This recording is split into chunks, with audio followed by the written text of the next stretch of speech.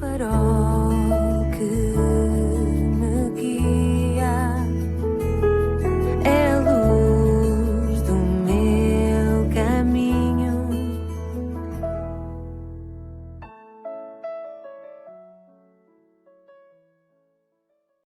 Sou o Carlos Oliveira e quero dar as boas-vindas à 152ª edição do programa Pedindo Luz, cujo tema hoje é Paraíso, Miragem. O ser humano sempre viveu na ânsia e na busca do paraíso. E contra isso nada. O problema é que nesta vida não são poucos aqueles que fazem essa expedição no sentido errado, tomando o rumo do paraíso, miragem. A Bíblia fala de paraísos, miragem. Um deles é referido pelo profeta Isaías, consubstanciando-se na célebre cidade de Damasco. Vamos dar uma espreitadela à Bíblia e ver o que Isaías diz a este respeito. Lemos assim, no profeta Isaías, capítulo 17, versículo 1. Peso de Damasco. Eis que Damasco será tirada e já não será cidade, mas um montão de ruínas. Peso de Damasco. Nas Escrituras, a palavra peso tem muitas vezes o significado de juízo. É o que acontece aqui. Este texto das Escrituras fala do juízo sobre a cidade de Damasco, uma cidade que nos trará uma importante lição para a qual devemos bem atentar. Diz o profeta, eis que Damasco será tirada e já não será cidade, mas um montão de ruínas. Damasco é, no mínimo, uma das cidades mais antigas do mundo, se não mesmo a mais antiga. Já no tempo de Abraão, lemos no livro de Gênesis, no primeiro livro da Bíblia, no capítulo 15 e versículo 2, sobre o mordomo da sua casa, o Damasceno Eliezer. Portanto, Damasco já existia naquele tempo tão antigo. Será seguramente a capital mais antiga habitada continuamente no mundo. Escavações comprovam uma ocupação contínua de mais de 5.000 anos. É atualmente a capital da Síria, estando localizada numa das mais férteis e lindas planícies do mundo.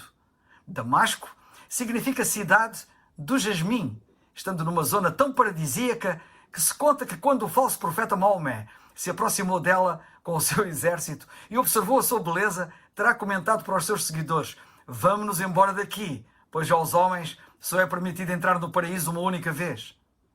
De facto, os homens desde sempre procuraram construir o seu paraíso sem Deus aqui na Terra. A Disney World é exemplo típico, mas tal como a Disney, todos esses paraísos tratam-se de irrealidades, de meras fantasias efêmeras, sem conteúdo real, sem conteúdo eternal. Os paraísos humanos estão condenados ao juízo, juntamente com os que vivem na sua ilusão, como aconteceu com Damasco. Os chamados jardins suspensos de Babilónia, quem não ouviu falar destes jardins, são outro exemplo paradigmático do juízo inevitável de paraísos sem Deus.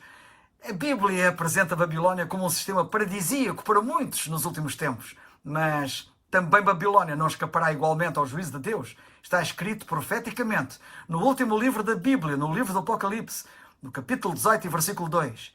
Caiu a grande Babilónia. Atualmente, os homens continuam a tentar edificar um paraíso na Terra através de muita fantasia, de muita irrealidade, de que desponta ultimamente, como bem sabemos, o mundo virtual. Quando muitos acordarem para a realidade e descobrirem que a virtualidade em que viveram foi tudo o que tentaram alcançar para o seu bem-estar, sem Deus, já o juízo os estará a devorar. Cuidado, pois.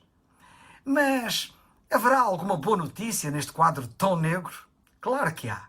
Realmente há uma boa notícia. O propósito deste programa Pedindo Luz visa trazer a luz de que precisamos da parte de Deus para que se nos dissipem as trevas do nosso entendimento.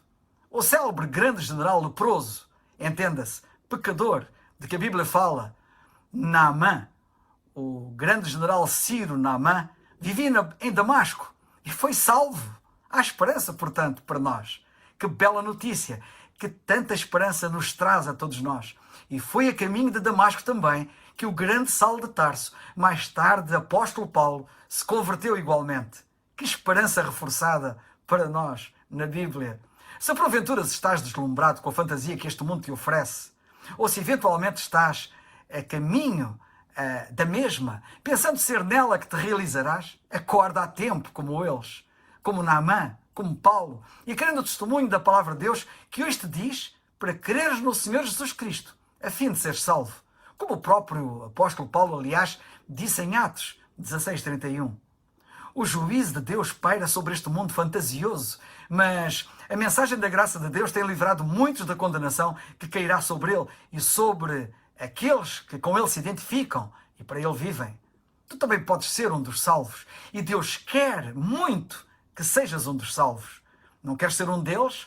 Se porventura ainda estiveres perdido, sem Deus, sem esperança, crê quanto antes. Então, também dirás depois aos outros como o apóstolo Paulo fez, quando disse ao carcereiro de Filipos que se queria suicidar: crê no Senhor Jesus Cristo e serás salvo. Atos 16:31. É o farol